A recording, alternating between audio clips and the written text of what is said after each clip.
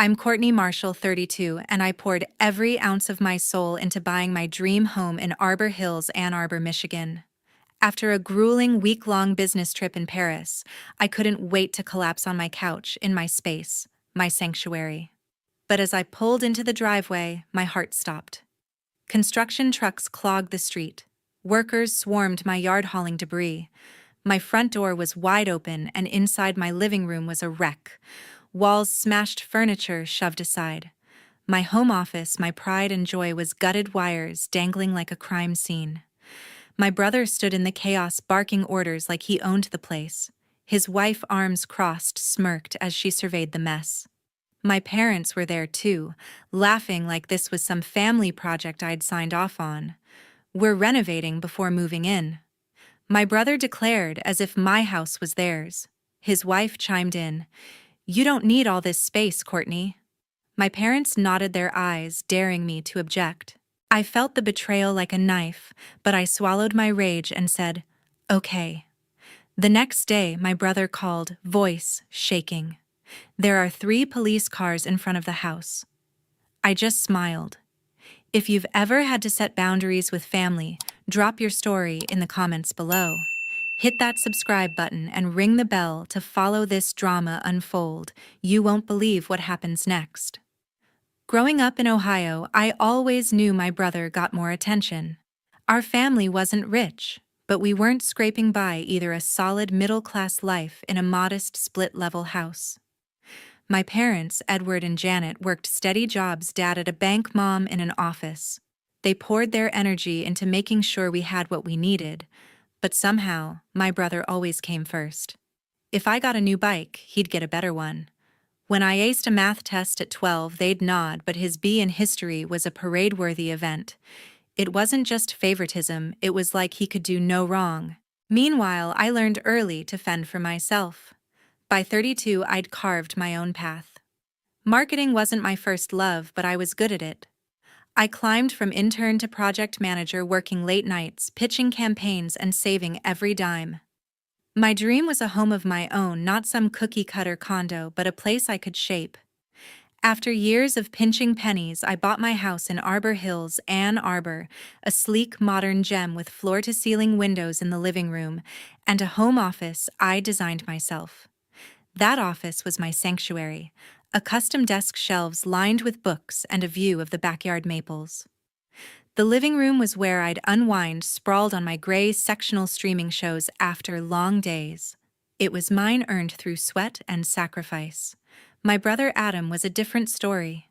He worked in real estate sales, always chasing the next big commission, but his life was a mess of bad choices. He'd borrow money from me, $500 here, $1,000 there, promising to pay it back, but never did. Once he took my car for a quick errand and returned it with a dented fender, shrugging it off like it was nothing. I'd confront him, and he'd flash that charming grin, the one that worked on everyone else. Mom and Dad would take his side, saying, "He's just going through a rough patch, Courtney." Every time I'd bite my tongue, not wanting to rock the boat. It wasn't always like that. As kids, we were close, building forts, sneaking cookies from the jar. But as we grew up, his entitlement grew too. He'd show up at my old apartment unannounced, raiding my fridge, leaving dishes in the sink. When I moved to Ann Arbor, I thought distance would help. I gave him a spare key, not because I wanted to, but because Mom insisted it was family. That key was for emergencies, not for him to treat my place like his personal playground. Looking back, I should have seen the signs. He'd call me out of the blue, asking about my house, how much it cost, how big it was. I thought he was just curious, maybe even proud. But there was always something off in his tone, like he was sizing it up. His wife wasn't much better. She'd drop comments about how I didn't need such a big place, how it was wasted on a single woman. I brushed it off, thinking it was just her way of making conversation. My parents, too, would hint that I should share my blessings, whatever that meant. I didn't dwell on it. My focus was my career, my home, my life. But that life I'd built, it was about to be turned upside down. My brother's latest rough patch wasn't just a dented fender or a missed repayment. This time he'd crossed a line I never thought possible, and I was done letting it slide. After a week in Paris, I couldn't wait to sink into my couch. My flight had landed late, and the drive to Arbor Hills dragged on. All I craved was to kick off my shoes, sprawl in my living room, and let my home's quiet erase the jet lag. But as I turned onto my street, my stomach churned. 2 pickup trucks and a dumpster blocked my driveway. Workers swarmed my yard, tossing drywall chunks into the pile. My front door stood wide open, the screech of power tools echoing inside. I parked on the curb and bolted to the porch. My living room was unrecognizable, dust coated my floor-to-ceiling windows, my gray sectional shoved aside, and half the walls were demolished, exposing bare studs. My home office, my pride, was a wreck. My custom desk sat buried under tools, shelves, torn down wires hanging like a gutted circuit. I stood frozen, heart racing, as a worker pounded at what was left of my space. Adam strode through the mess, clipboard in hand, barking orders like he owned my house. His wife stood nearby, arms crossed, nodding with a smug satisfaction. My parents, Edward and Janet, leaned against the kitchen counter, chatting as if this was a casual family gathering. My blood boiled. "What's going on?" I demanded, my voice slicing through the noise. Adam turned, flashing that fake grin I despised. "We're renovating," he said, like it was no big deal. "We need space for the baby." His wife stepped forward, rubbing her belly. "You don't need all this room being single," she said, her tone sharp and condescending. My mom, Janet, added, "It's for the family, honey." My dad, Edward, just nodded, avoiding my gaze. I clenched my fists, their words sinking in. They were tearing apart my home, my sanctuary for their daughter barely a month old. I pictured my office, my late nights working every dollar I'd poured into this house. "You didn't ask me," I said, voice trembling. Adam laughed, a harsh, dismissive sound. "We have the key. It's fine." His wife smirked, saying, "You're overreacting. This is what family does." I wanted to scream, to throw them out, but their smugness stopped me. My parents' silence stung like a betrayal, their approval clear in every glance at Adam. "You're living in a mansion alone." My mom said, her voice soft but cutting. "Why not share?" My dad finally spoke. "It's not a big deal, Courtney. Calm down." I took a deep breath, swallowing my anger. "Okay," I said, my voice cold and steady. They exchanged glances, thinking they'd won. But standing there watching them destroy my life, I knew this wasn't about family. Adam's grin wasn't just entitled, it was calculated. His wife's words weren't just rude, they were deliberate. My parents weren't just bystanders, they were in on it. I walked out to my car, my mind racing. Whatever they were planning, I'd uncover it. And when I did, they'd regret ever stepping into my house. Standing in my hallway, I overheard Tara and my mom plotting.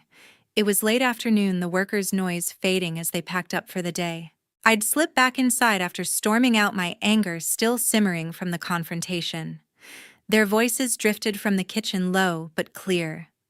I pulled out my phone, hit record, and pressed myself against the wall, barely breathing. "We'll move in next week," Tara said, her voice sharp with excitement. "Courtney doesn't need this place. She can stay in the shed out back." My mom, Janet, laughed softly. "She'll get over it. Adam deserves a real home for the baby." My heart sank. The shed. A damp, dusty storage space, barely big enough for a lawnmower. I gripped my phone tighter, capturing every word. Tara went on. "Adam's already got the contractor to turn her office into a nursery. She won't even notice till it's done." I stopped the recording, my hands shaking. Their plan wasn't just to crash here, they wanted my entire house. I crept upstairs, avoiding the creaky steps, and headed to my office. The damage was worse up close. My desk was pushed into a corner, stacked with paint cans. My bookshelves, once neatly arranged, were dismantled. My books tossed into boxes labeled storage. A blueprint on the wall caught my eye, sketches of a crib and pastel walls where my office used to be. Adam's handwriting scrawled in the margin, "Nursery for our daughter." My sanctuary was being erased for their child. I snapped photos of everything: the torn walls, displaced furniture, the blueprint. Each click fueled my resolve. Downstairs, I checked the living room. My sectional was scratched cushions piled haphazardly. The exposed studs were marked with measurements for new walls. I took more pictures documenting every inch of the destruction. My home, my years of savings reduced to a construction site for their gain. Needing air, I stepped outside. My neighbor, an older woman who always waved when I mowed my lawn, was watering her garden. She glanced at the trucks, then at me. "You selling the place?" she asked, frowning. I froze. "What?" "No, why?" She hesitated, then said, "Adam told us you were moving out. Said he bought it from you for his family." My jaw tightened. He'd lied to the neighbors, spreading a story to make his takeover seem legitimate. I forced a smile, thanked her, and walked back inside, my mind racing. That lie was the final straw. Adam wasn't just entitled, he was manipulative, weaving a narrative to justify stealing my home. Tara's plotting, my parents' complicity, it all clicked. They weren't just renovating. They were orchestrating a takeover, banking on me being too shocked to fight back. But they'd underestimated me. I sat in my car, scrolling through the photos and replaying the recording. The evidence was ironclad proof of their scheme, their betrayal. I thought of my years scraping by, the late nights, the sacrifices to buy this house. It was mine, not theirs. I wasn't the pushover they thought. I'd fight for what was mine, and they'd face the consequences. That night, I drove to Lindsay's house to clear my head. Lindsay, my friend and a real estate lawyer, lived a few miles away in a cozy condo. When she opened the door, her face softened at the sight of mine. "You look like you've seen a ghost," she said, pulling me inside. I collapsed onto her couch, the weight of the day crashing down. "They're trying to take my house," I blurted, my voice cracking. I told her everything: the wrecked living room, the gutted office, Tara's smug plan to shove me into the shed, Adam's lie to the neighbors. Lindsay listened, her eyes wide, handing me a glass of water when my words tumbled too fast. "I can't believe they'd do this," she said, her voice steady but laced with anger. "You don't deserve this, Courtney." Her words were a lifeline, pulling me back from the edge of despair. For the first time since I'd walked into that construction zone, I felt seen. But Lindsay wasn't just there to listen. "We're going to stop them," she said, grabbing her laptop. As a lawyer, she knew exactly what to do. "First, we need to document everything and make it official." She pulled up a template for a cease and desist letter, explaining it would demand Adam, his wife, and my parents stop the renovations immediately. Her fingers flew across the keyboard, drafting a notice that cited property laws in Michigan, warning of legal consequences for unauthorized construction. "This will scare them," she said, her tone firm. "But we need to back it up with action." I nodded, pulling out my phone to show her the evidence I'd gathered. The photos of my demolished living room, scratched furniture, torn walls made her wince. The blueprint of the nursery planned for my office sparked a flash of disgust across her face. When I played the recording, Tara's voice plotting to move me to the shed filled the room. Lindsay shook her head. "This is gold," she said. "They can't deny this." But we needed more.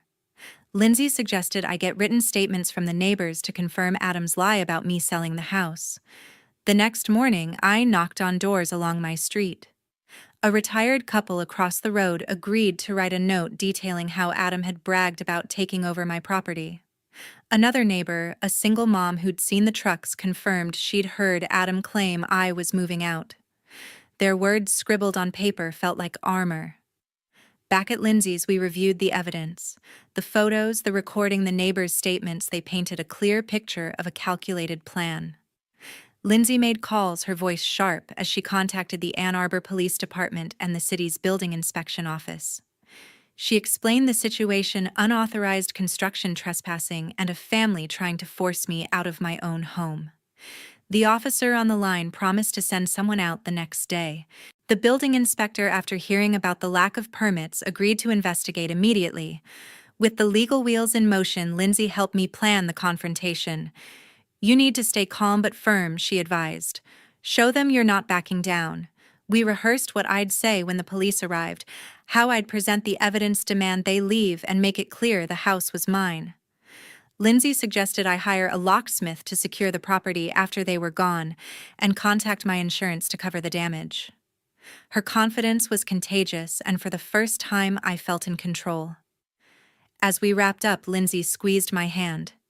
You're stronger than they think, she said. They messed with the wrong person. Her words fueled my resolve. I drove home under the streetlights, my mind no longer clouded by shock, but sharp with purpose. Adam, Tara, and my parents thought they could bulldoze my life without a fight. They were wrong. Tomorrow I'd take back what was mine, and they'd learn what happens when you cross a line you can't uncross. By 8 a.m. the next day, I was ready to reclaim my home. The morning air in Arbor Hills was crisp, but my nerves were electric. I stood on my porch, clutching a folder with my evidence photos of the wrecked living room, the blueprint for the nursery, the neighbors' statements, and the damning recording of Tara and my mom. My phone buzzed with a text from Lindsay. Stay strong. You've got this. I took a deep breath as 2 police cars and a city inspector's van pulled into my driveway. The officers, a tall man with a notepad and a shorter woman with a stern gaze, stepped out first. The inspector, a middle-aged man in a city-issued jacket, followed, clipboard in hand. I greeted them, my voice steady despite the knot in my stomach. Thank you for coming, I said, leading them toward the house. The front door was still ajar, and the sound of hammers echoed inside. Adam was there, directing workers as if he owned the place. Tara stood nearby, holding their daughter, while my parents lingered in the kitchen, sipping coffee, like nothing was wrong. The lead officer, Officer Daniels, spoke first. We received a report of unauthorized construction. Who's in charge here? Adam stepped forward, his charm on full display. That's me, officer. Just helping my sister fix up her place. I cut in, my tone sharp. He's not helping. This is my house, and they're here without permission. Adam's smile faltered, but he laughed it off. Come on, Courtney, it's a family project. I handed the folder to Officer Daniels. These are photos of the damage, my living room and office torn apart. And this recording proves they plan to move in and push me to the shed. I played the audio, Tara's voice ringing out, Courtney doesn't need this place. She can stay in the shed.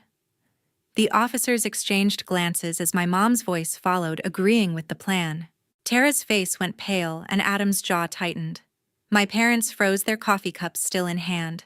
The inspector, Mr. Larson, examined the blueprint and checked the work site. There's no permit for this, he said, shaking his head. This is a clear violation of city code. Construction stops now. He turned to Adam. You need to clear out immediately. Adam sputtered. This is a misunderstanding. We're just making space for the baby. I held up the neighbors' statements. You told them I sold you the house. That's a lie. Officer Daniels raised an eyebrow. That's fraud territory, sir. You're on thin ice. Tara snapped. This is ridiculous, we're family. Her voice cracked, but her glare was venomous. My mom tried to intervene. Courtney, honey, let's talk this out. My dad added, you're blowing this out of proportion. I stood my ground. You had no right to touch my house. You're leaving. Now. The second officer, Officer Patel, stepped in. Ma'am, sir, gather your things. You're trespassing. Adam's face turned red, but he knew he was cornered. He barked at the workers to stop, his voice laced with frustration. I approached the lead contractor, a burly man named Mike, and offered to pay him to halt work and clear their tools. I just want my house back, I said. He nodded, sympathetic, and agreed to wrap up by noon. I handed over a check, my savings taking a hit, but it was worth it to end this chaos. As the workers packed up, I called a locksmith I'd contacted the night before. He arrived within the hour, swapping out every lock on the doors, front, back, and garage. I watched as the new keys gleamed in my hand, a symbol of control reclaimed. Next, I arranged for a security company to install cameras around the property. The technician worked fast, mounting devices at the entrance and windows, linking them to an app on my phone. I wasn't taking any chances. Adam and Tara lingered arguing with the officers. "You can't do this." Adam shouted, his composure gone. "We're not done here." Officer Patel was unmoved. "You're done when the homeowner says you are. Let's go." Tara clutched their daughter, her eyes blazing, but she grabbed her bag and stormed to their car. My parents followed my mom, casting a pleading look. "Courtney, we didn't mean for this." I didn't respond. Their betrayal was too raw. By noon, the house was quiet. The trucks were gone, the workers paid, and Adam, Tara, and my parents were out. I stood in my living room, the exposed studs and scratched furniture a stark reminder of their audacity. But I'd won this round. They thought they could steamroll me, but I'd shown them I wasn't backing down. My home was mine again, and I was ready to fight for it no matter what came next. With my brother gone, the real work of rebuilding began. The silence in my Arbor Hills home was eerie after the chaos of the previous day. My living room, with its exposed studs and scratched sectional, felt like a stranger's house. My office, once my sanctuary, was a mess of torn shelves and scattered books. But I wasn't about to let Adam's betrayal define my space. I called my insurance company first thing, filing a claim for the unauthorized damage. They sent an adjuster who surveyed the wreckage, promising coverage for most repairs. Next, I hired Sean, the construction manager recommended by my neighbor. His calm demeanor and detailed plan gave me hope as we walked through the house, mapping out the restoration. Sean's team started in the living room, replacing the demolished drywall and refinishing the floor-to-ceiling windows that had been smeared with construction dust. They worked methodically, smoothing out the scars left by Adam's reckless crew. In my office, they rebuilt the shelves and restored my custom desk, sanding out the scratches and repainting the walls in the soft gray I'd chosen years ago. On each day, I watched my home come back to life, but the process wasn't cheap. Even with insurance, I dipped into my savings to cover deductibles and upgrades, a bitter reminder of Adam's disregard. Family reactions poured in, and not all were supportive. My Uncle Roger called me a week after the confrontation. "You threw your own brother out," he said, his voice heavy with judgment. "He's struggling, Courtney. You could have helped him." His words stung, echoing the favoritism I'd grown up with. I kept my response short. "He tried to take my home, Roger." He hung up unconvinced, leaving a familiar ache in my chest. But not everyone sided with Adam. My cousin Monica texted me a long message of support. "You did what you had to," she wrote. I'd have done the same. Her words lifted me, a reminder that some family understood boundaries. Surprisingly, Tara's sister Jenna reached out too. Over coffee, she apologized for her sister's actions. "Tara's always been selfish," she said, her eyes downcast. "I'm proud of you for standing up." Jenna's support from someone so close to Tara felt like validation I hadn't expected. Meanwhile, Adam and Tara faced their own consequences. The city fined them heavily for the unpermitted construction, a bill that hit them hard. Adam's real estate commissions had always been inconsistent, and I heard through Monica that they'd moved into a cramped one-bedroom apartment on the edge of town. Their daughter's crib took up half the living space, a far cry from the sprawling nursery they'd planned in my office. I didn't gloat, but I couldn't deny a twinge of satisfaction knowing their scheme had backfired. My parents were another story. They didn't call or visit, their silence louder than any argument. When I ran into my mom at a grocery store, she barely looked at me. "You've made this harder than it needed to be," she said, her voice cold. "You could have shared Courtney." My dad, standing behind her, added, "Family helps family." Their accusations cut deep, branding me as the selfish one for protecting what I'd worked years to build. I walked away, my throat tight, knowing our relationship might never recover. As the repairs neared completion, I stood in my restored living room, the windows gleaming, the sectional back in place. My office felt like mine again, the shelves lined with books, the desk ready for late-night work. Sean's team had done wonders, but the emotional toll lingered. Adam's betrayal, my parents' distance, Roger's criticism, they weighed on me. Yet Monica and Jenna's support, along with my own resilience, kept me grounded. I'd fought for my home and won, but the cost wasn't just financial. I was learning who my real family was, and it wasn't always the ones tied by blood. A year later, my home is mine again, but the scars linger. My Arbor Hills house gleams now, the living room's windows sparkling, the sectional pristine, my office restored to its former glory, with books neatly aligned and my desk free of scratches. The repairs led by Sean transformed the chaos back into a sanctuary. To celebrate, I hosted a small party in my backyard, string lights glowing as Lindsay, Sean, and Monica gathered around a fire pit. Lindsay raised a glass, her smile warm. "To taking back what's yours?" she said. Sean nodded, adding, "You've got some serious grit, Courtney." Monica squeezed my hand, her presence a reminder of the family I still had, but the victory wasn't without cost. I haven't spoken to Adam or Tara since the day they left. I blocked their numbers, deleted their messages, and cut them out completely.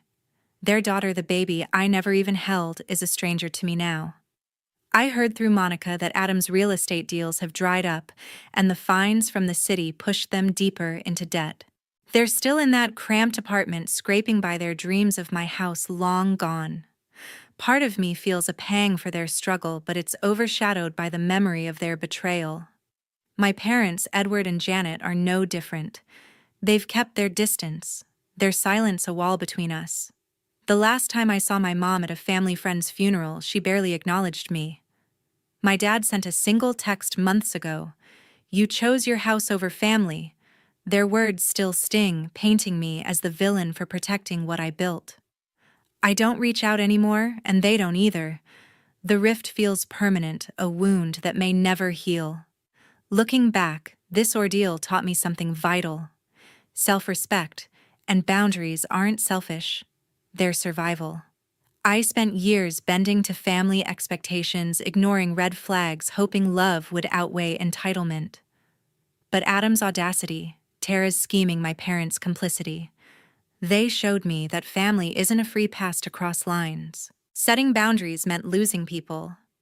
I thought I'd never lose, but it also meant gaining clarity about who I am and what I deserve. My home is more than walls. It's a testament to my strength, a space I fought for and won. To everyone who's followed this story, thank you for sticking with me through this mess. It's been a wild ride, and your support means the world. I'd love to hear your thoughts. Have you ever had to set hard boundaries with family? How did you handle it? Drop your stories in the comments and let's keep this conversation going. If you haven't already, hit that subscribe button for more real-life drama and lessons learned the hard way. Here's to standing your ground, no matter who's on the other side.